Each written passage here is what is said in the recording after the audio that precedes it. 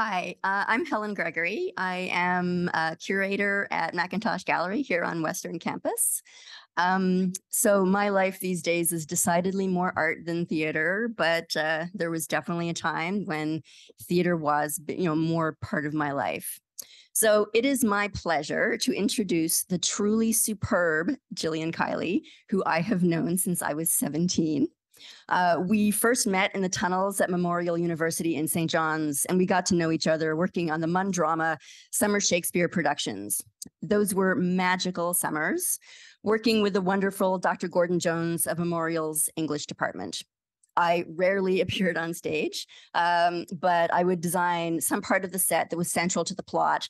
And Jill, if I recall correctly, was assistant director for several years. But eventually Gordon handed over the directorial reins to Jill. I would never have imagined the professional accomplishments and accolades that she would go on to receive throughout her career. I just thought she was really cool. So at the time, Jill was an incredible creative force in the young and bohemian St. John's art scene. I recall her organizing a series of wild cabarets with comedic sketches, music, and thematically linked food at the LSPU Hall. That's LSPU is it's for the Longshoremen's Protective Union. It was a former fishery hall. Anyway, it's a small theater and gallery located in downtown St. John's. And having listened to a little bit of the conversation earlier, I cannot overstate the importance of the LSPU Hall to the cultural fabric of St. John's. I even remember one of the cabaret titles, which was Hugs and Kisses and No More Fishes, an obvious play on the cod moratorium that was a defining moment in Newfoundland history. I mean, I guess some of you might remember that. So fast forward a solid 30 years, and Jill's creativity and her ability to bring the community together have led to a truly impressive career. Jillian Keiley has directed and taught across Canada and internationally. She was the founding artistic director of Artistic Fraud. Highlights from her 27 years with the company include In Your Dreams, Freud, Under Wraps, After Image, The Cheat, The Chekhov Variations, and Salvage, Story of a House, Oil and Water, Between Breaths, The Colony of Unrequited Dreams, and I Forgive You, most of which were featured on tours across Canada, including the NAC. Jillian assumed her role as NAC English Theatre Artistic Director in 2012 and finished her tenure in 2022. Other NAC productions include A Christmas Carol, Twelfth Night, Metamorphoses based on the myths of Ovid and Copenhagen. She also directed Bacchae, The Story of Anne Frank, and As You Like It for the Stratford Festival, as well as The Never-Ending Story and Alice Through the Looking Glass, both produced as collaborations between the Stratford Festival and the NAC. Tempting Providence, her collaboration with Robert Chafe for Theatre Newfoundland Labrador, toured internationally for 12 years. Her production of Telltale Harbor at the Confederation Center for the Arts was a blockbuster hit. It's a blockbuster hit at the Confederation Center. What it says here this past summer, but I'm going to assume that's out of date, actually. She looks forward to opening summer productions of Richard II at the Stratford Festival. That's over.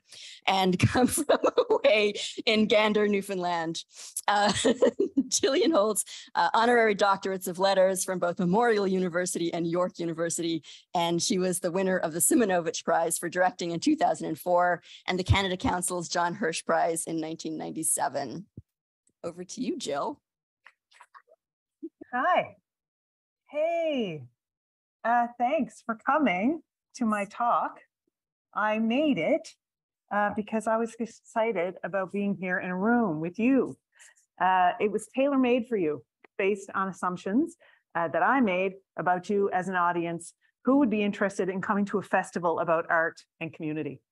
And because I know there's an audience talk back at the end, I want you to be engaged and to feel some kinds of affinity with me and agreement with me, but also to maybe be provoked and to feel smarter than me. I hope you like what I'm wearing. And I would like to say that I very much like what you are wearing. I know you can see me. I can see you too. It's no fluke that the people who came up with democracy are the people who came up with the modern form of theater. It's also no fluke that theater carries with it its own cultural point of view and politic because it was born that way. It was created to provoke discussion and show pathways, good and bad, that citizens could follow. There's the Greeks. I was fascinated by the Greeks. And in fact, my first big paper when I was a student at York University was about the relationship between the Greek audience and the Greek chorus. I loved how the Greek chorus was actually made up of citizens, and the Greek chorus in turn represented those citizens in the story. The chorus performed along with paid actors in the myth and parable about the complex aspects of living, loving, ruling, and parenting. It was very much the responsibility of every male citizen in Athens to attend the city Dionysia, or Dionysia, depending on what part of the city you're from. That's the big festival where all this theater was shown. Even poorer citizens received a public subsidy to attend, and productions were funded by a super tax on wealthy patrons, paid for by the Chorigi, and that's like the Chorigi is like a member of the Spriot family in ancient Greece. And this investment in the public discourse led to heightened engagement in city policy and politics, and it strengthened the commons and debate, and it became what was the background and backbone of democracy. In modern times, our city Dionysia is year-round subscription television programs like Succession and Game of Thrones, and the occasional film like Barbie or Oppenheimer. These are films that everybody watches and everybody debates. The makers of good film can say that they've affected modern day life, or they've advanced the cultural cause of democracy, or they've even advanced the ideal of empathy. But although close-ups pack a punch, film audiences are ultimately passive and not really going to affect the actual show. Engaging with screens is far more relaxing than any live event, where your presence is noted by the storytellers on stage and often acknowledged. And in the kinds of theater I'll be talking about today, audience presence will be essential to the execution of the art itself. So this is the only stat I'm going to deliver today, but I think it's a good one. According to a 2017 report by Community Foundations of Canada and Capicoa, that's the touring network for Canada, Canadians who rate arts, culture, and leisure in their community as excellent are nearly 3 times more likely to report very strong senses of belonging to their city or town. So we know, as the Greeks did, that arts engagement translates in its very nature into civic engagement. So let's talk about how to get citizens to engage with the performing arts. So I'll show you all these now. These are different scenes. These are all a different scene. One more scene, yeah. So the big thing that separates those who walk through the doors of a theater and those who won't is what I'm going to call the scene itself. And that means who else is going to be in that room. Some theaters are just not everybody's scene. If your theater is a theater that's trying to speak to everybody, is it speaking to everybody? I got to ask that. There's so many theaters have this like something for everyone ideal. But is there an age divide? Is there a gender divide? Is there a cultural or race divide? Is there an income and education divide? I wonder sometimes if our regionals might be more successful by finding their audiences and committing to them instead of washing down their seasons with an everyman approach, something for everyone and everything for no one. And now that subscriptions are out of fashion, individual marketing is just not able to lure the general punter who showed up for Agatha Christie to be there for the next experimental work by Megan Greeley. No, you haven't heard of her, she's great. You're gonna hear about her. So I used to be the artistic director of the English Theatre at the National Arts Centre. And one of our biggest challenges was trying to diversify our audience. So we hired the very smart Rose Ingrid Benjamin to specifically look at the potential for the NAC to have some impact in Black communities. She warned me right away. She said, do what you will, Jill, but the NAC is a white space. And I said, even despite a healthy dose of Black programming leadership and Black stories, yes, she said, that's Black theater in a white space. And so she took the challenge on, and she went about trying to bring the NAC to the Black community anyway. And so Rose Ingrid did a lot of good work. And I'll give you one example, and that's the wildly successful blackout nights that we held there. Now we held them, people say that these were canceled. There's news that these were shut down. It didn't happen. They're still happening. But it's an example of a way that you might expand where you think you couldn't. Blackout nights were previously held in downtown Toronto and New York. We didn't invent blackout nights, but we wish we had. These are evenings that offer a special invitation to members of the Black community in order to create an audience primarily made up of other Black patrons. And according to Rose Ingrid, it's so that, she said, quote, so we won't feel in the minority of a theater audience, which I understand is a rare event. And Rose Ingrid said in another interview, it's about celebration, it's about the arts, it's about allowing community that may not have always felt safe or comfortable or welcome to know that you're not only welcome, that this is your space and that we thought of you. And she was right. The audience was thought of first with that programming. It was a celebration and it was a full house. I can't really mention the success of blackout nights without noting the international outrage from certain press outlets. It's so great. Rebel. It didn't really do us a lot of damage with the scene who liked to attend the NAC, but it did probably keep some of the rebel news scenesters outside the door. Outside of diversifying through race, class, politics, and culture, there's another divider that keeps people out of the performing arts arena, and that's taste itself. That's a big one. That's a big one.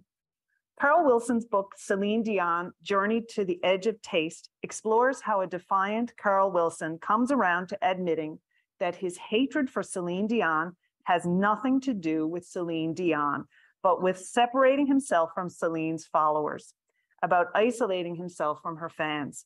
He just wasn't into that scene. I'll ruin it for you. At the end of the book, Carl faces his bias and goes to Las Vegas to see Celine live. And then he stands up and he weeps and he sings with everybody. So I'm not immune to this kind of prejudice and guilt by disassociation. I wanted nothing to do with anyone who had anything to do with Justin Bieber or Justin Timberlake, anybody named Justin, not interested. But then I admitted to myself that I couldn't identify a Justin song if you cried me a river about it. That's the only one I know. But you know, I had to admit that. And the only reason I put myself in check, dick in a box. And I did, because when I saw that on Saturday Night Live, I do align with, they included Justin Timberlake as a special guest star. He genuinely made me laugh. And so I respect that. And now I'm part of the Justin Timberlake Club. So all of these examples of alignment and allegiance and resisting scenes where you don't feel you'll fit has everything to do with who is in our audiences. It starts in high school, the theater geeks and the jocks, the punks and the nerds. Which of the Breakfast Club characters are running in to see Light on the Piazza on Friday? Emilio Estevez? I don't think so. Theater artistic directors who set out the Sisyphean task of trying to capture people who normally would never set foot in a theater have a lot more to wrestle with than programming.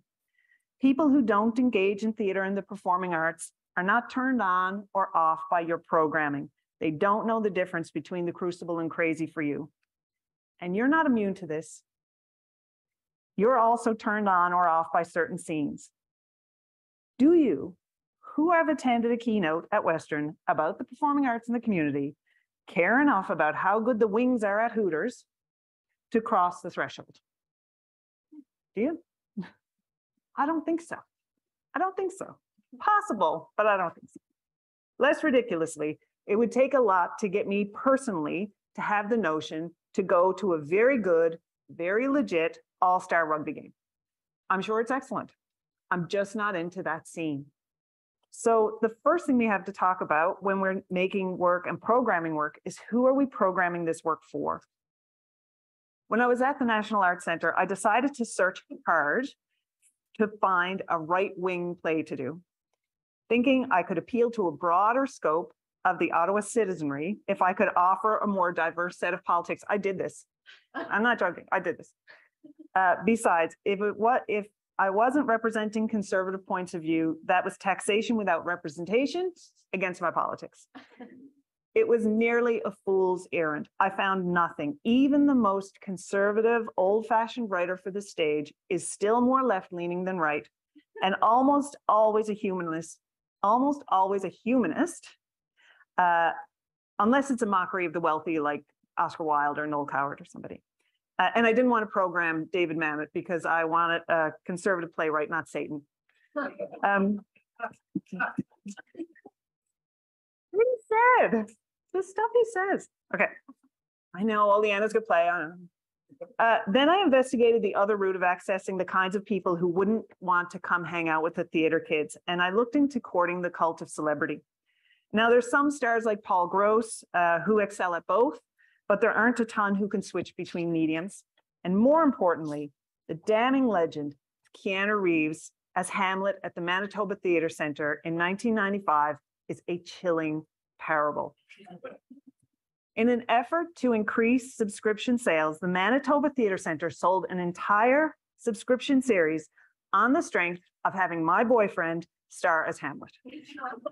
They released the tickets as part of the subscription series with the plan to sell out the entire season, and they did. Unfortunately, 75% of the people who bought tickets to the whole season for the sake of getting to see Keanu Reeves philosophize with the skull lived out of province or even out of the country, and they had no intention of seeing Manitoba Theatre Centre's other works. So while they had very, very big revenues, they played to tiny houses and ultimately a dispiriting season. And the artistic leadership had to ask, what are we doing this for? If we're going to be evangelical about our art and expand out, let's reach for people who just might be into the scene and haven't aligned before. Judd Nelson just might join his girlfriend, Molly Ringwald, new, who has tickets. And then if Juddy is going, then Ali Sheedy might feel comfortable enough to go. Emilio might drop her off at the door. He's closer. And Anthony Michael Hall is already there as the stage manager. Theaters have a major balancing act to manage. They know that well-known titles create community by selling more tickets and gathering all around a familiar fire. But they also know that if they don't invest in local, national, and regional works, they will not be serving their audiences theater art that was built especially for them. Nor would they be serving artists from these communities who have dedicated their lives to bringing forward the stories of these people and these times. The structures of the professional not-for-profit performing arts funded by the Canada Council is driven by a jury system that prioritizes artist voices over audience reach, which has, rightfully perhaps, skewed access to art for the general public towards things that have very little in the way of mass appeal. Most artistic directors fill our seasons with works fulfilling the original mandates of our company, giving platforms to current times and current voices, and this guy. Keep him coming. Keep him coming. Keep him coming.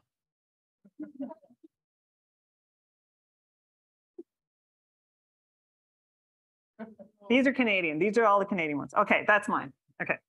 I even did it myself at Canada's National Theatre, bravely showing what a Christmas Carol means in Canada. About the same as it means everywhere, I think. Big community engagement. Despite what you might think, it's not a big moneymaker. It's a massive show. It's a huge cast, usually large set and props and costumes. It might take care of paying for itself. Most shows don't. And it might pay for one other show from an emerging writer or an unknown, despite being hugely accomplished Canadian. But it ain't going to cover your bills for the season. And in the end, it's not about money. It's about thousands and thousands of people saying, hey, That's for me. And it makes artistic directors feel for 5 minutes like we've been picked to go to the prom. Another show that pays for itself plus more is Nutcracker. I would venture the #1 appeal of that particular show, which has exhausted sugar plum fairies for 131 years, is the little mice. Every single one of those little mice brings with them 20 grandmothers, brothers, sisters, mothers, aunties, and dads who may not have graced those doors. But even more importantly, now that they have had the experience of the magic from the other side, they will grow up and bring with them ever-growing generations of new mice, just the way little mice do. So Christmas Carol, Nutcracker, and Sound of Music, they're all gorgeous properties. But as far as art goes, running them on repeat is a means to an end, not the art that people have built companies to make. You'll also note that although some Christmas carols are adapted by Canadians and some Nutcrackers are choreographed by Canadians, this is mostly big box stuff. It's not Canadian. It leads me to the aforementioned Massey Commission and the inherent nobility of doing Canadian work, even though it doesn't have the broad reach of non-Canadian work. When the Massey Commission was published in 1951, it was intended to come up with systems to promote, fund, and produce work that would challenge the cultural dominancy of the United States and what they called an anemic Canada, which was too widespread and too various in class, race, religion, and politics to have a common culture. The Massey Commission funded universities, but also the CBC, the National Gallery, and in this topic, the Canada Council. Suddenly, who was a professional and who was an amateur became an important distinction. The Canada Council, in a peer jury system, would debate the value of projects submitted by professional artists, and not being a professional artist excluded you from that avenue of revenue. So the Canada Council defines a professional artist as an artist who has specialized training in the artistic field, not necessarily academic institutions, is recognized as a professional by his or her peers in the same working tradition, and is committed to devoting more time to artistic activity if possible financially. It's a fairly loose fence to put self-identifying artists in, but I have been on some of those juries, and I promise you, if there is a chance that you're not a professional, you're hefted out of that corral like a donkey who slipped into a racehorse auction. Not allowed. So I get the protectionism, but what would happen if our way of living was about everybody participating? And some artists were so good at it that people will pay to engage in watching them do their thing, like amateur sport in communities. We are Hockey Nation because we're amateur hockey nation. We're minor hockey nation. We're Little League nation. So I think we've really got a lot to learn from the sports kids. By engaging the public, we're training the people to love the sport as we should train people to love the art. I believe if people could be participant on a community level, they should become an engaged spectator on a professional level. Capitalism, also mentioned earlier, has pushed us to split the consumer and the producer and the spectator from the performer. And as professional artists, we have bought into this hook, line, and sinker. We believe somehow, if we're the only people making art, that there will be more audience to consume it. That pie chart, it doesn't work that way.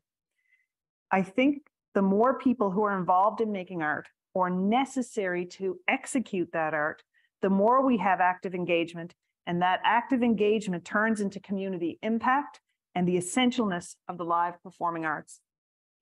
I'm a theater maker, and I was absolutely willing to come up with $600 American to see Hamilton when it was at its zenith on Broadway a while back. I didn't know the music or the story. The advertising wasn't that great, but I knew that everyone was saying that this was the future of the art. And because I'm fully and wholly invested in the art, I could not miss it. I've never seen Sidney Crosby play hockey. I probably never will, despite the fact that he's the very best in the world, despite the fact that he's from the East Coast of Canada. I won't see Sidney Crosby play because I don't know the first thing about hockey. And I don't understand the game because I was not welcomed into the culture. At a whopping 6 foot tall, at 12 years old, I would have towered over the boys on the Goulds Minor Hockey League. Goulds is where I'm from. Helen knows where it is. I would have towered over the boys on the Goulds Minor Hockey League, but joining a hockey team in the 80s was not possible for a girl. So really, it's a party I wasn't invited to, even if I had an aptitude for such a thing. I found my home with the literary kids and the artists and the actors in the drama club. And so I found my people, and these people were likely to go to the theater. Cultural belonging is everything, and it's not geographic. I'm an amateur myself. I'm a huge fan of folk music. And when I was in my 30s, I decided I was going to take up the button accordion. I was going to become one of those people who could play around the kitchen at Christmas. And I had this crazy desire to play the accordion along with the band for the dances at my own wedding. I'm not a great accordion player, but I can get through a few songs. And most importantly, this happened. I do know this. Since I took up the accordion, now I am somebody who will pay real money to see excellent accordion playing. Like this one, Sharon Shannon, unreal. My interest before was cursory, but now that I understand how frigging hard-earned every accordion song is, good accordion players are heroes to me, and I worship them at their bellowy altars. What if everyone was involved? Oh, it's coming, Simon. What if everyone was involved in some kind of performance or other? What if we lived like we did many years ago when local community halls or even professional venues were as likely to have community singers and dancers and skits and stories as a cathedral of art like the NAC was to have professional ballet or an orchestra? We've somehow succeeded in separating the participant from the spectator so brutally that the spectator is now shamed from participating unless they're the very best and they don't develop their inner artist at all. And it's his fault. Arsehole. He and his friends have done more damage to the performing arts than any bad programming from a theater or music venue. I had to stop watching after the beginning of X Factor and America's Got Talent phenomena began, as they showed musical slaves being fed to the lions, as the callous laughed at these sincere hopefuls. And I have seen this shift. In North America, we have all but lost singing together around the kitchen at a party, and we've lost community performing and enchanting one another live and in person. It's the thing I'm most grateful for in my home of Newfoundland, because we still do it there, even though I can see it dying in some communities. I fight for it fiercely, insisting on it, and my mother does too. And there's supposed to be a slide in here, but I forgot to put it in, of me and Mom singing at a party. At holiday time, Christmas for me in Newfoundland, every day is packed with community artistic expression. Our neighbors become designers and set builders and come out to put up stars and mangers. The decorators and props people install the glittering trees. The musicians sing in angelic choirs and roar with accordions and guitars at nightly kitchen parties. The props builders wrap the gifts to perfection. And in a full combination of theater, costume, music, script, and comedy, we blow like terrors into other people's fancy parties as mummers tear the place up. This is us 2 years ago. And this is me and my husband. There. Tell no one. It's anonymous. For those of you out of the know, mummering is an age-old tradition in communities in Newfoundland, wherein masked nuisances crash parties and sing and dance with all assembled, and we won't leave till you've guessed who we are or until we've run out of music, which is about 3 songs in. Being a delighted, simple participant in all kinds of art has made me a ferocious consumer of all kinds of performance. Do you think we can find a way to stop separating the spectator from the performer? Can we promote ways to engage community in the art at a participant level like the Greeks did? Sniffing that mummering might be a dying tradition, a group of folklorist types started the Mummers Parade in St. John's, a daylight event for families and kids or anybody who wanted to get their mummer on without the devilish work of crashing boozy parties. It gets hundreds and hundreds of people to remember that this foolishness is a part of who they are. Now, I'm not just saying this because of the community I'm in today, but the best theatre slogan in Canada belongs to London's Grand Theatre: World Curious, London Proud. What it does is acknowledge the importance of community while allowing the company to have an expansive view about the theater offerings they bring to that community. It's for you, London. Now, I've worked at the Grand for a long time. I've brought a lot of different shows there on tour. And last year I did that silly show about the ghost that haunts the Grand Ambrose Small, and apologies for taking that work from locals. Sorry about that. Sorry, took the gig, just took the gig. But it was a story about you, London, your ghost who haunts these halls. And I happened to see something that I'd heard a lot about over the years, but I'd never actually witnessed when I was there last year. It wasn't the ghost. It was the Grand High School Project. The Grand High School Project is so special. There are not very many theaters who have something similar, and it is a tragedy. We all have a lot to learn from it. The High School Project allows kids to come into the Grand Theater on this beautiful stage and engage with the theater arts in an extremely professional setting. They hire a professional director, they engage the Grand's amazing crew, they build the show so it looks great and it's safe and it's absolutely charming. And it breeds a generation of people who are not afraid to walk through those doors and engage in the performing arts. Imagine a community who breathes through our lobbies as easy and in as many numbers as they hit the Shoppers Drug Mart. When we renovated the National Arts Center in 2016-17, the number one thing was to change where the entrance was so that the public could find it. I shit you not. That was actually number one. We seem to pride ourselves, brutalist architecture, friends, and same here. I was like, where are we going, Katrina? I don't understand. We seem to pride ourselves on these elite spaces where the arts were so protected, it felt like we did nothing but create barriers to access. You had to have a certain mode of dress. You had to have enough money for a ticket. You had to already know that you don't clap between movements. And if you had all that, then you had to run a boat up the canal to find the box office. It's true, it was behind the building. Anyway, they changed it. So the NAC's great leader, Peter Herndorf, insisted on changing all of that, even to the point of installing a sign of life in front of the new atrium to the box office at the NAC. A coffee shop is right there at the entrance. And don't get me wrong, coffee is great, and it was a very smart move.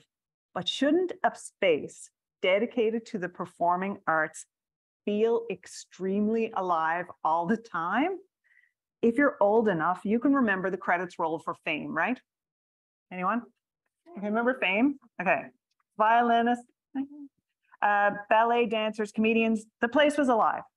I can attest that the backstage of the NEC actually is like this. I shit you not. It's true. It was wild back there. But the halls were almost always empty. The public halls are usually in these big spaces, empty of life, unless it's half hour to showtime. So shouldn't every artsy kid in Ottawa be crawling the walls of that space? And shouldn't every artsy adult be in that space?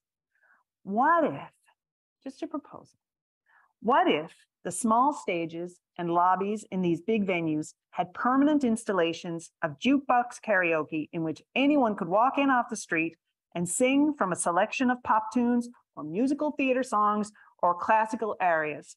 And what if the resident orchestra did the backup tracks for these? And what if there was a piano with sheet music so that you could play along with a pre-recorded concerto? And what if there was a just dance floor where you could copy a video that would teach steps from a Canadian choreographer who is on stage right now? What if university classes, I'm serious about this, if you want to talk, I'm serious about this. What if university classes did shadow productions of the professional productions and mounted them on the same stage the Monday and Tuesday after the professional show closes? Huh? Why didn't I do all that stuff when I had the chance? Here's some stuff that I did do. I didn't do any of that, but they're good ideas, eh? I know it's hard to animate those spaces, but they're available, and then they're here, and it's such an interesting conversation about space. It's like, oh my God, all these big buildings, we have nothing but space. We just need to have somebody whose job it is to figure out how to animate them. not figuring out how to animate them. Allow the people who are doing the work to animate them. Allow the people who are actually doing the work to animate these spaces. Anyway, here's some stuff in which I involved the community in the creation of work. So for our production of the Diary of Anne Frank at Stratford, I wanted to talk about how the world must take responsibility to keep that particular story alive. So we built sound booths in the lobby, and audiences were invited into the studios that were these little tiny sound booths that were like, I don't know, like the size of big fridges, I guess, to read snippets of Anne's diary. And the pre-show sound for the production was everybody's voices constantly changing over the season. So thousands of people read from her diary over the season, and we just kept feeding new voices in. So when the audiences came in to sit down to watch the show, they were hearing different people from all over read Anne's diary. What would happen if our very lobbies were not only invitations to be spectators, but invitations to be participant in the making of the work you're seeing?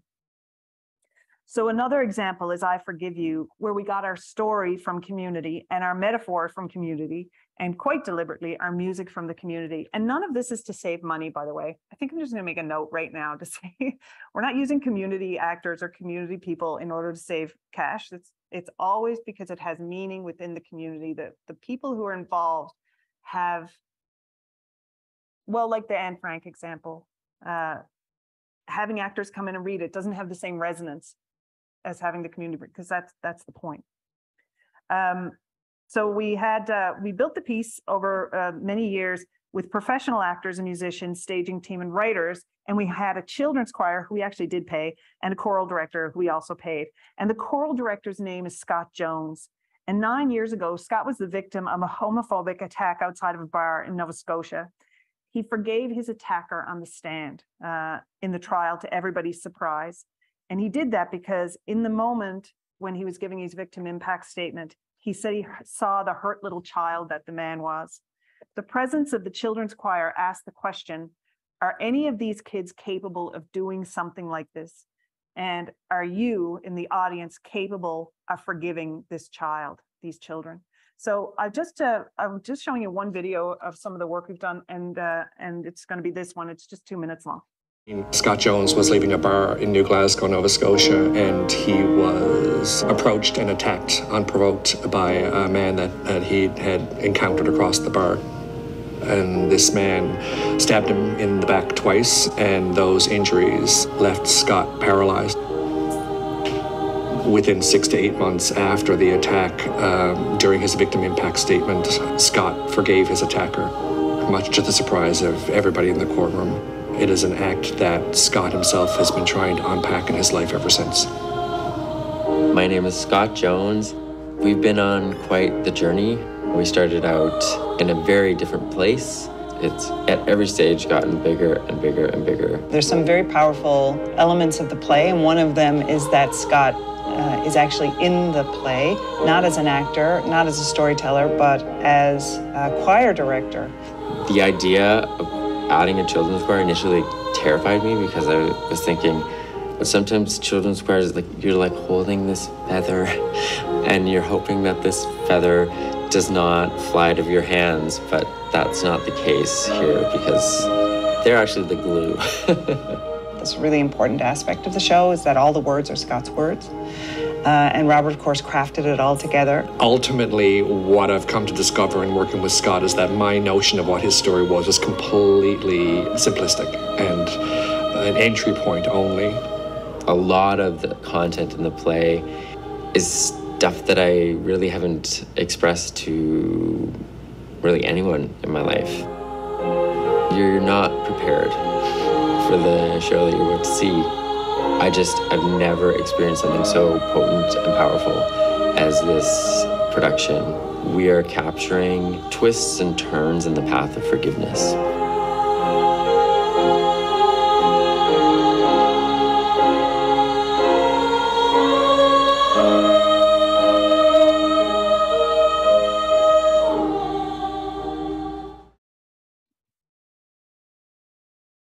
Thanks. These kids in the St. John's production and in the Ottawa production, when we did it at the NAC, they're going to be engaged. I've met them all now, and I got to know them all, and they're going to be engaged in the performing arts in some way or other, as audience, as performer, as donor, as cheerleader for the rest of their lives. So I've experienced this transformation of these kids feeling the power of being participant in something bigger, something bigger. There's nothing keeping them on the other side of the proscenium.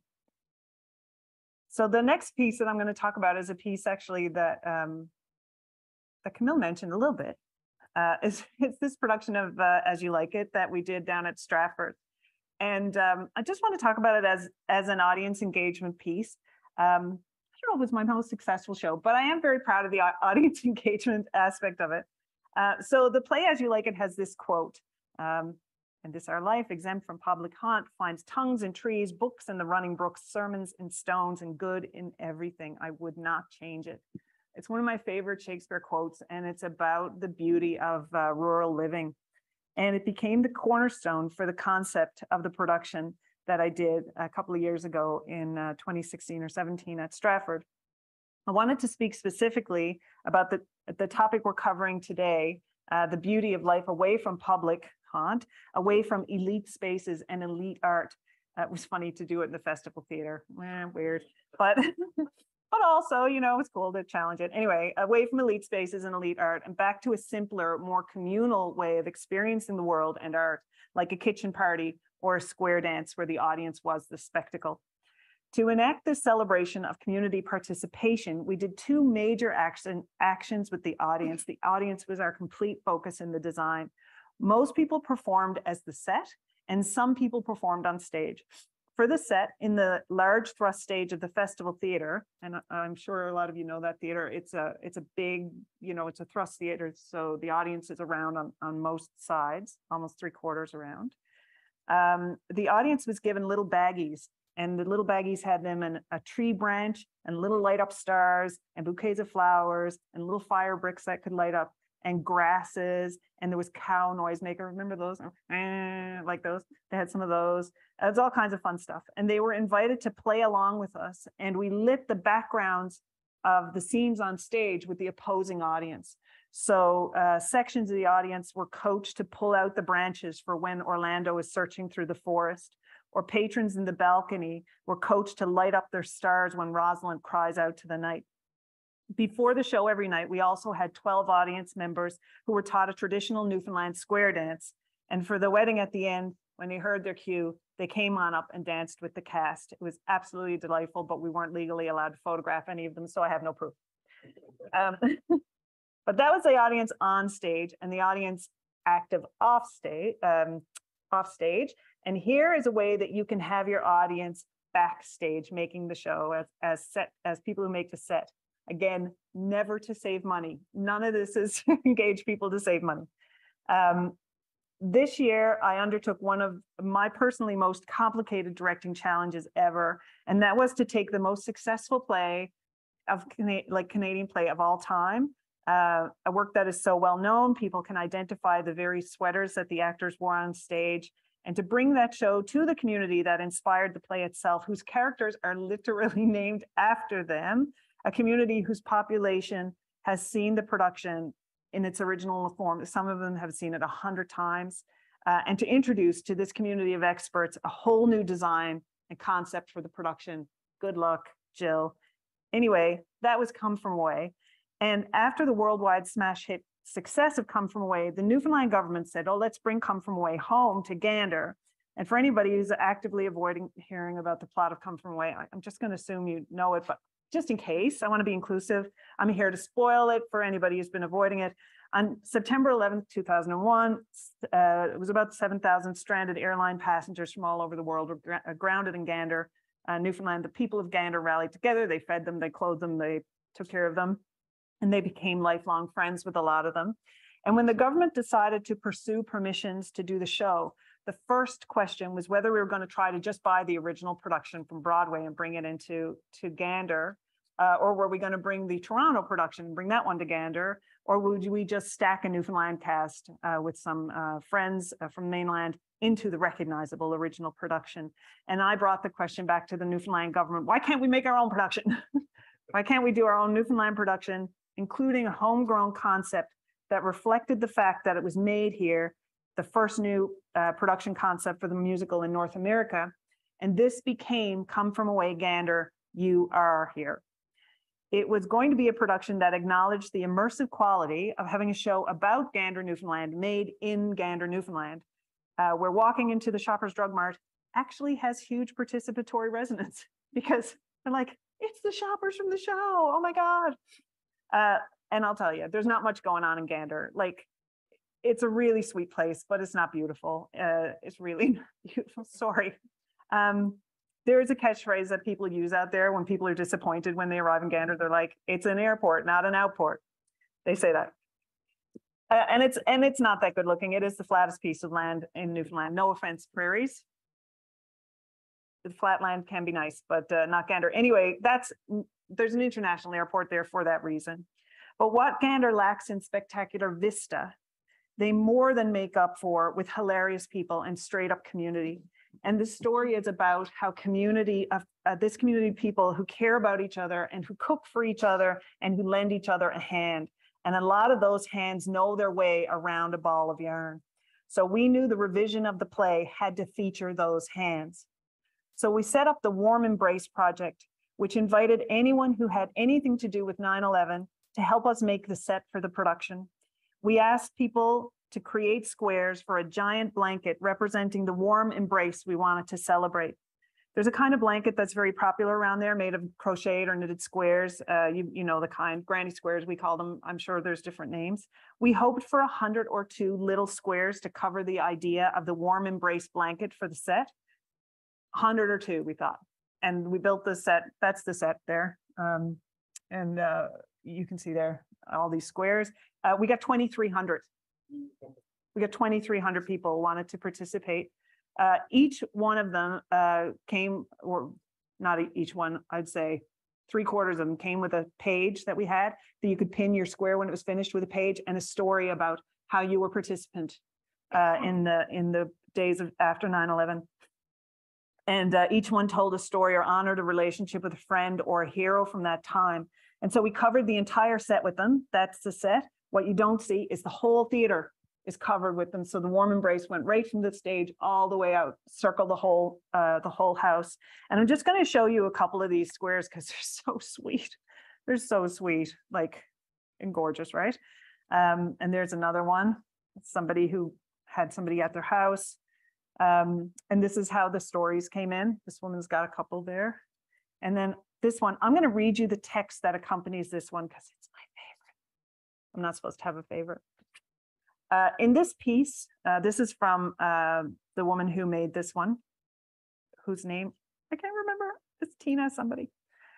In this piece, the lowercase alphabet represents all of the children whose lives were disrupted in 2001. The letters in blue, L-I-B-Y, are for Libby, the young woman who stayed with us back then. I needed another B, so I added a bumblebee at the start of the alphabet. It completes Libby's name and symbolizes the people who were so busy at that time. Isn't that gorgeous? Anyway, okay, I get straight moved. I started a theater company in 1995, just after theater school, called Artistic Fraud. And we also wish we hadn't called it that stupid name. It started as a joke and then it became like a thing that we couldn't shake, and we still can't shake it. Anyway, the company was built on the ideas of careful storytelling and big ideas. And our main fundraiser for the first 12 years of the company was the 24-hour play. And for this setup, we invited anybody in the city who wanted to show up, to join us at 8 p.m. on a Friday, and then 8 p.m. on a Saturday, we were going to show the Broadway play that we'd put together. And we did it without sleep. It was crazy. Hundreds and hundreds of people came out to do these things. I can't even tell you. And hundreds more came to watch. This is our production of Annie that we did. All of these people are on stage. They're all in the play. If you came, you were allowed to be in the show. In those 24 hours, we ran sewing rooms in which we hot glued and stapled costumes together. We asked people to build sets out of dishwashing bottles and garbage. Musical rehearsals were happening. There was cardboard boxes, tinfoil everywhere. We drew the name of the musical out of a hat. We had 3 ready. We draw the musical out of a hat, and then we drew all of the jobs and all of the parts out of a hat too. So a 60-year-old man played Sandy from Greece. The abbess from The Sound of Music was a nervous 13-year-old, and her mom was Maria. And I think this is Daddy Warbucks. I think that little girl is playing Daddy Warbucks in the play. So our best company singers and dancers were assigned to hair duty or to make props. We did Wizard of Oz, Annie, Beauty and the Beast, everything choreographed, learned, costumed, performed, and with hilarious solutions to impossible problems like how do you get the hot air balloon to fly, or how do you get the beast to transform? Very funny because you have no time to put these things together. And while the 24-hour play was an absolute insult to the fine art of theater making, it gave hundreds and hundreds of people in our community an opportunity to spend a weekend on pure adrenaline of making art. We stopped doing the 24-hour play in our 12th year because we realized it didn't really make that much money for us because we could only run it for one night. And most importantly, it actually was our most popular show. And it was the show you couldn't get a ticket for. People talked about it for months in advance. It sold us out to bursting every time. And we didn't want to be known as the company famous for slamming together an amateur production with luck doing the casting. But I really regret that. I really regret that we lost that fire. And this speech is reminding me that maybe it's time to get it going again.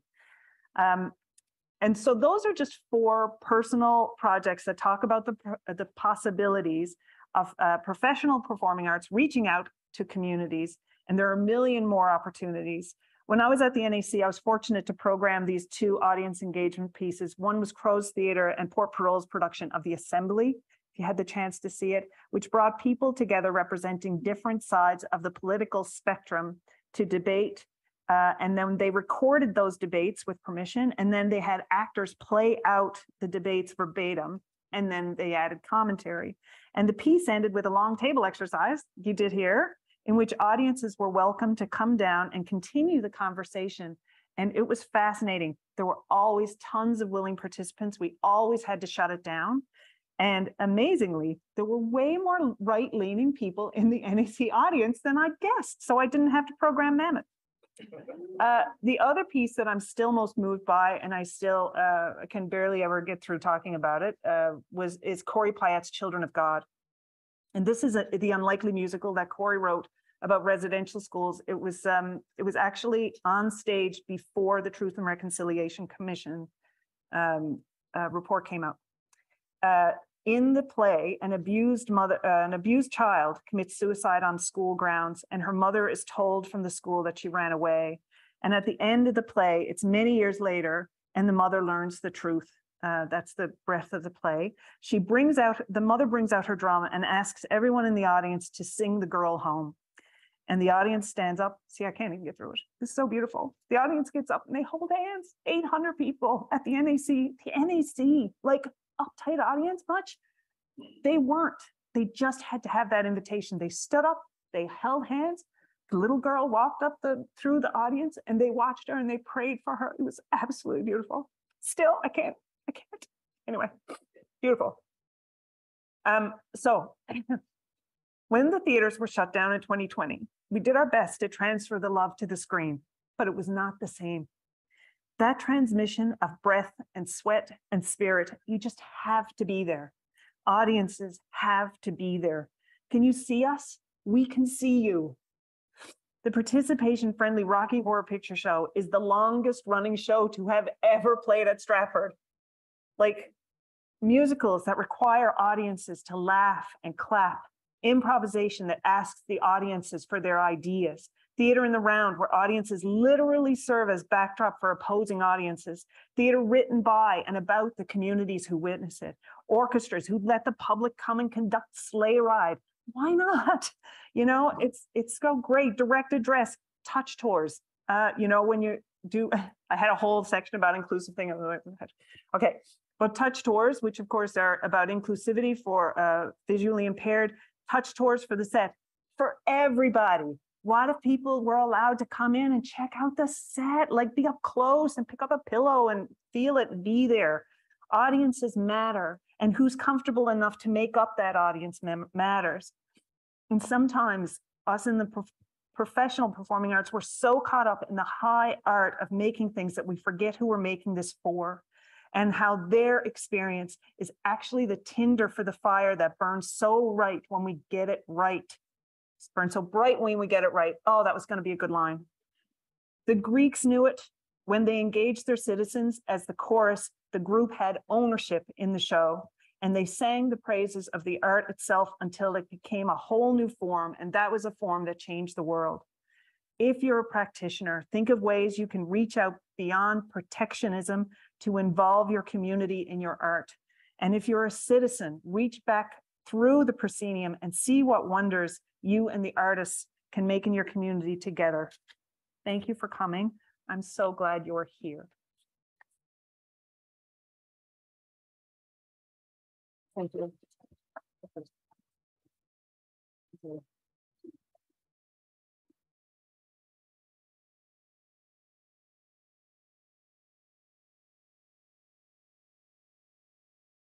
Thank you.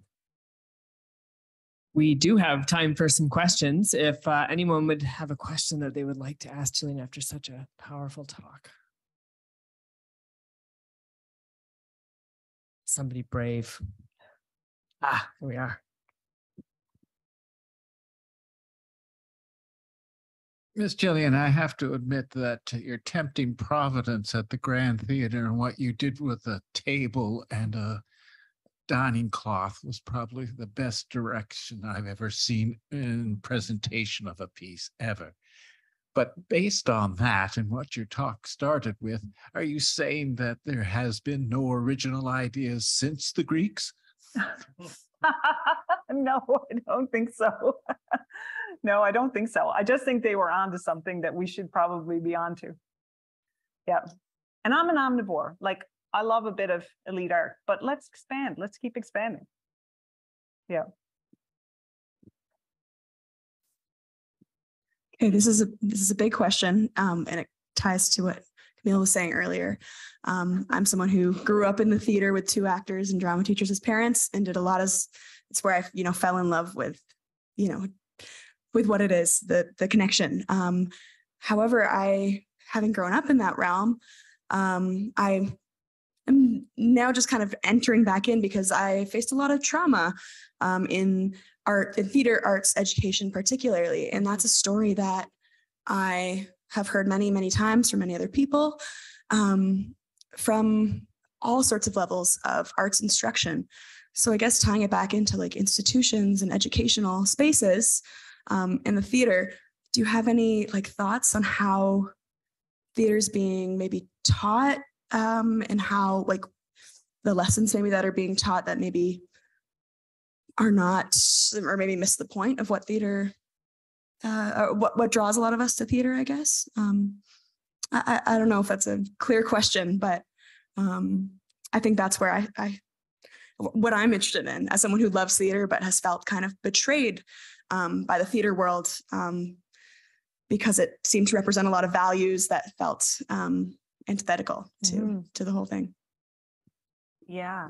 I can't possibly answer that, and I'm involved in teaching, and occasionally, and I know that the theater schools are churning. I know that they're changing, and that's because some brave ex-students stood up and said no more. What kids went through, I mean, talk about trauma, Camille. Like what kids went through in theater school for the older folks around here, like you guys know, like that was crazy in the 80s and 70s. Like the whole concept of theater schools was to crush people down so that they could remold you in this image. But my first awakening of that was about 15 years ago. I was teaching at National Theater School, and the fellow, he's down at Stratford right now, Paul DeYoung, and he was teaching voice at National Theater School, and he just came out of a class and he said, why am I teaching these people received pronunciation? Like somebody challenged him on it, and he just couldn't respond. Somebody was like, why isn't the way I say it okay? And he just was like, okay, everybody take the rest of the day off. And he was shook. And because that, and that was before the conversations were happening in smaller rooms, but before the conversations about colonialism and what it meant to actually the idea of elite systems in theater and art and all of that was happening. So I think theater schools are starting to change, and they're starting to want to be there to serve the students, not this art that doesn't belong to anybody. That's this ideal.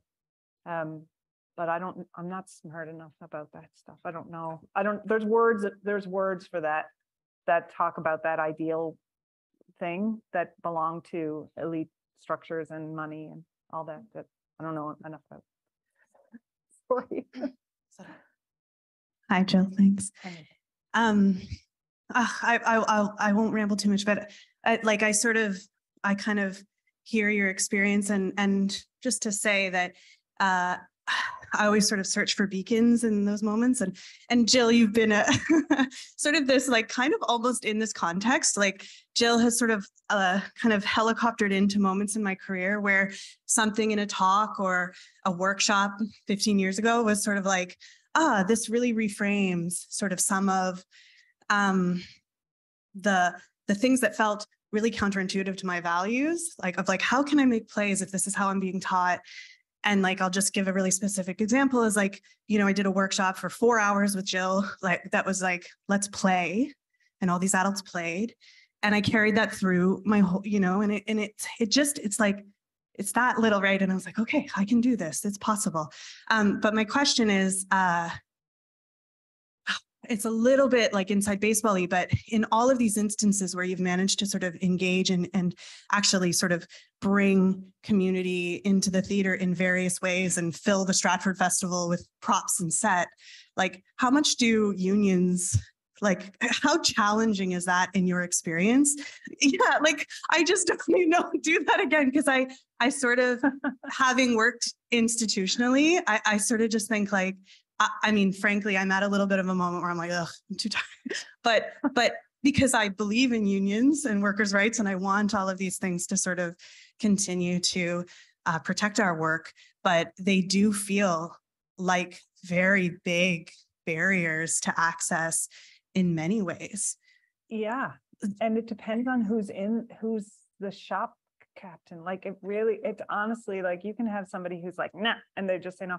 But I got to say, the only thing, and I've done a lot of weird stuff at Stratford, but the only thing that I was never allowed to do at Stratford, and they're highly unionized, and they don't want like the audience to do stuff, but if you give them enough notice and you make them part of, any union guys here?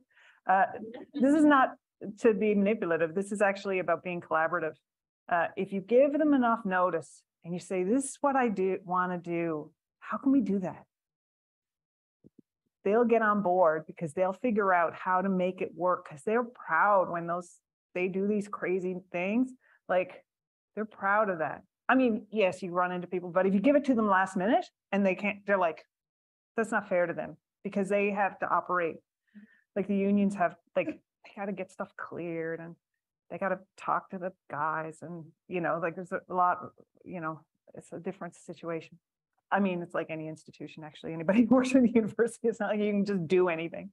But yeah, those big boats, and unions are one of those big boats. But the one thing I wasn't allowed to do at Stratford was a marketing problem, because I did the back eye there, of course, many years ago. And when I did the back eye, there was some, sex between women on stage. And the story of the back eye is that there was a dude who wanted to watch the women have sex, and then he ended up getting his head cut off. Right. And so I wanted to have an all-female audience, and I wasn't allowed to do that. That was the only thing. I was like, only tickets can be sold to female presenting, or not female presenting, what is that called? Female identifying people. Only female identifying people in the audience. And they're like, let me, how about that? No. Yeah, because people travel to Stratford as couples, heteronormative couples. Yeah. And that was the only thing I wasn't allowed to do. But all of the stuff that we had audience, and I've had audience engagement in a lot of the stuff I've done down there. And that's a big house. And same with the NAC. You can do everything. You just have to give a lot of notice.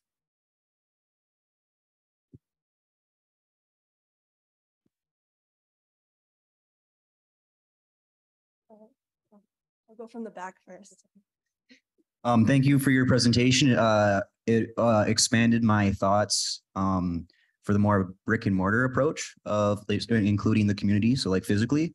One thing I'd like you to expand on, and this is a two-parter, is social media. What's your thoughts on that and using that as to engage with the community? Because your example of the 7 mice, that brings people. What if all those 7 mice had 10,000 followers, right? That changes it a little bit. Yeah. And second, for artists, what's your opinion on artists, Canadian artists specifically, going to the US to get the credit to come back here with more oomph? So like, I was on the cast of the actual Hamilton. Does that add to the performance or bringing people out? Yeah, I'll answer your second question first. And then I don't know if I can answer the first one because I don't know anything about it. I know a little bit. But the second question, yes, it does.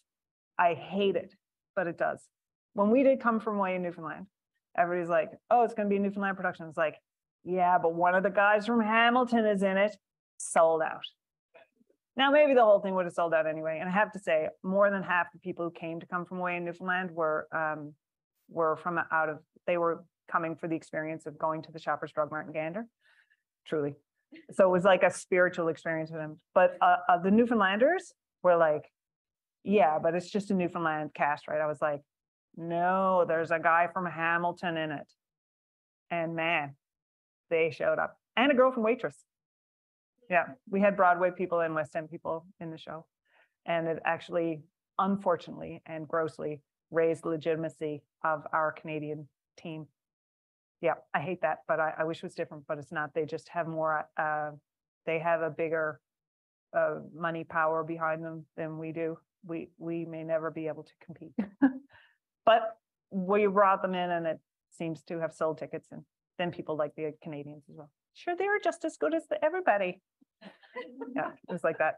With social media, absolutely correct. I mean, you're absolutely correct. I just, I want to believe in theater as a digital experience. And I have only seen one show, and I've even made a show for it, but I have only seen one show for me that worked as a digital experience, as a theater show. I've seen comedy digital. That works great. But theater, for me, theater works a bit different. But the comedy that I've seen, interestingly, the comedy that I've seen that's digital always has a live audience. So it's still, you're watching a recording or a live thing that's happening. There's still this, like that whole thing that I guess I'm going to have to come around to it, because what year is it? But I have to come around to it. But this is so much more interesting to me.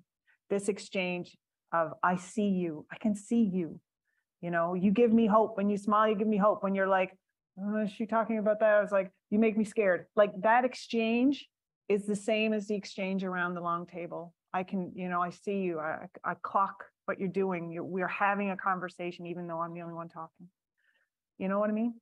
So I don't know, with social media, yes, they can bring followers, but I just hope that the followers will come to the show live. You know what I mean? Like, which is also terrible, because for accessibility reasons, a lot of people who don't have access, for physical reasons, for monetary reasons, for all kinds of reasons, that they can't actually get into the doors of a theater. It's a great, wonderful thing to offer digital performance or social media access to the live performing arts. But for my soul, I need the people there. Yep.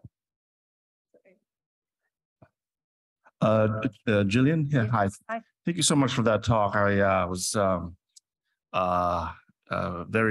was very amazing. I thought it was a transformative experience for me. Anyway, my question is, I wonder if you could, just building on the question about social media, could you say a little bit about audience development and how theater artists and companies can really promote theater in Canada to be viable through marketing and advertising? I actually teach, creative arts marketing and management here at Western, and that's one of my concerns and stuff. I've got both a theater and a advertising background, so I wonder if you could say a little bit about trends and how the audience can be developed through marketing, advertising, including social media, so that it's viable.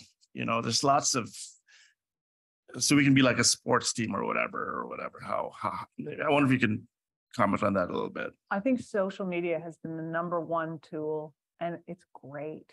Like, I'm a huge fan of social media to promote a show. In terms of advertising, I don't know if I'm a great fan of social media to make a show, but I'm a huge fan of it to promote a show, because what you get to see is the audience gets to see a little clip, and then there's the philosophy, in the marketing rooms and stuff in theaters, they talk a lot about, which I'm sure like, we just need somebody to speak, today this person's going to be backstage, or today whatever. So you keep it front of mind, like you're able to have access to some group of people by keeping the show and because it's short-term turnarounds, right? A lot of these shows. So just keeping stuff front of mind, keeping stuff so that if you can have some assets, so you can show what's going on stage, or a trailer or anything like that, like, so great. Because if people they don't know if they're seen, right? Like, so if you see that video that I showed you, the little trailer that we made, that was a trailer to attract people to come to see I Forgive You in Ottawa. And I'm sure we wouldn't have had the same number of people and the same, but people saw things that maybe they had affinity to. Oh, to show that, I'm a person who cares about the disability community. Maybe I'm part of that. We don't explicitly talk about, we explicitly talk about Scott's injury, but I think people having the opportunity to see what the show is so essential, and posters don't usually do that. So having those little ways to access, but also hearing people talk about the show and very much having it present is really great. I think, is that your question? It's just great. I'm a fan.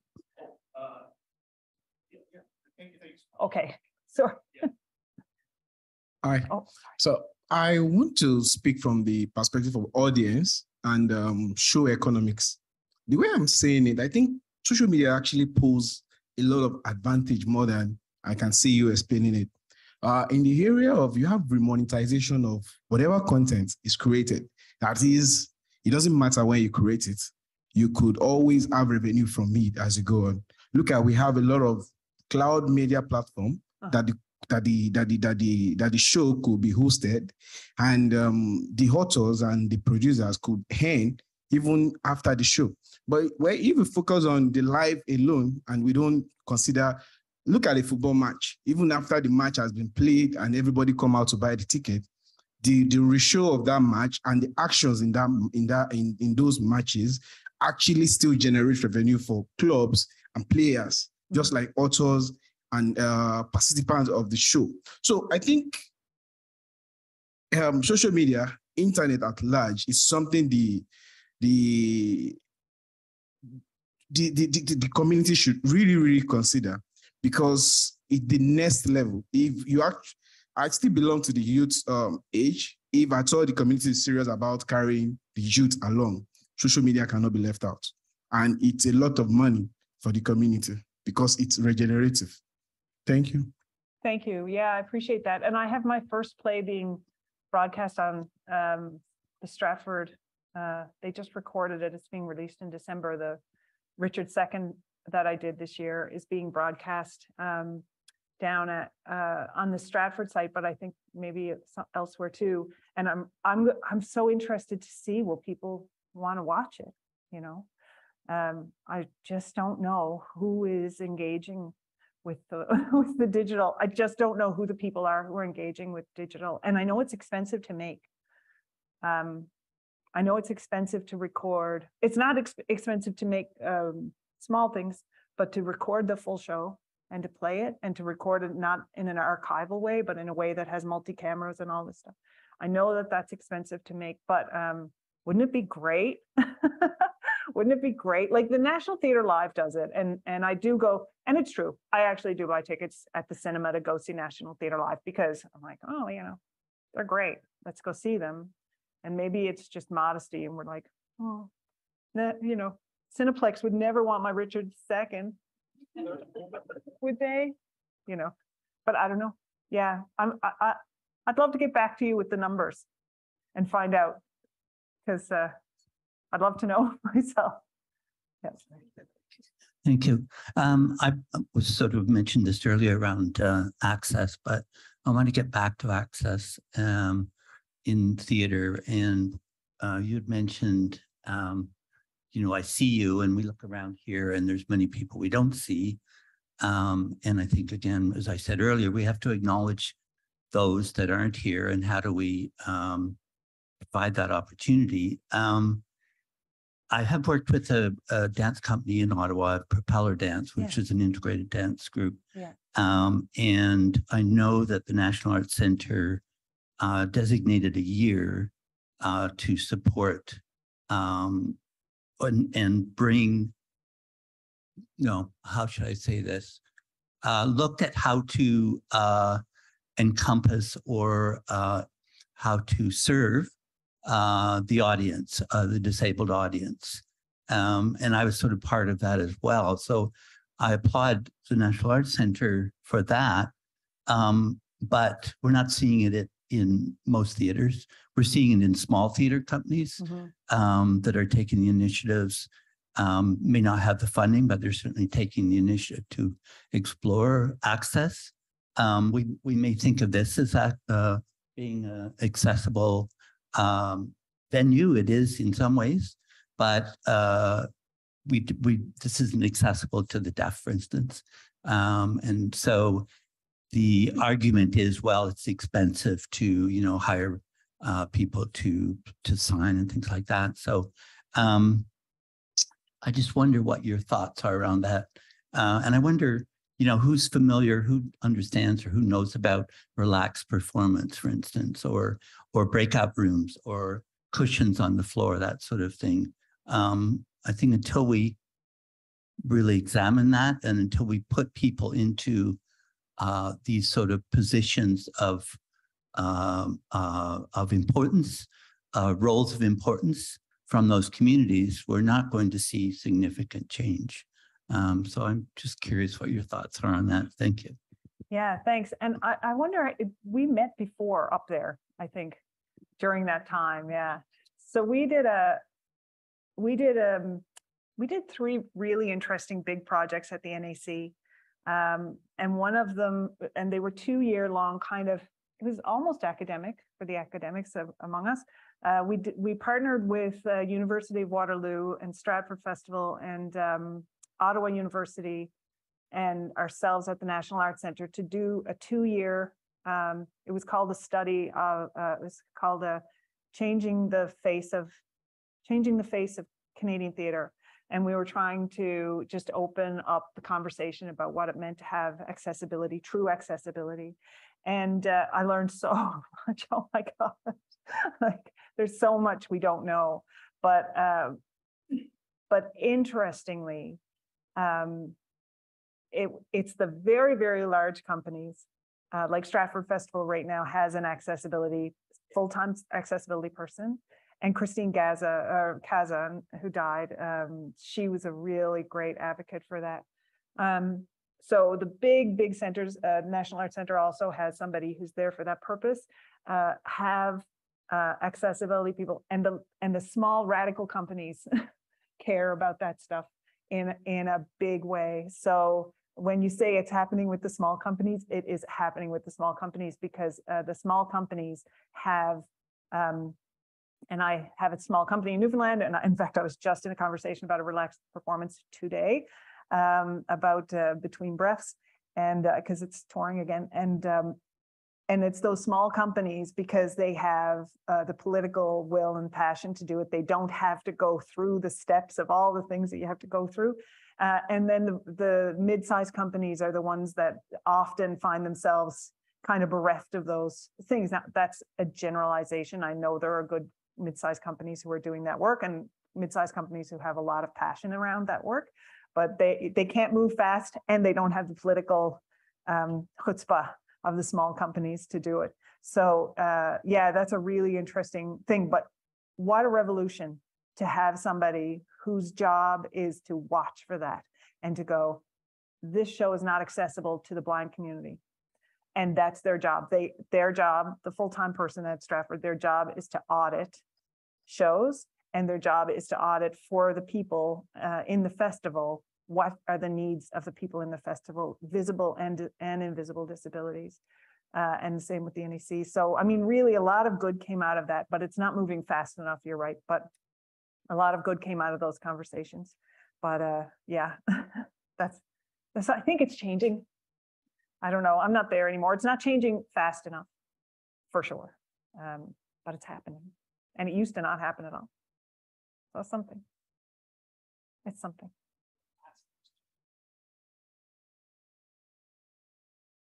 Everybody wants to go home and have their supper.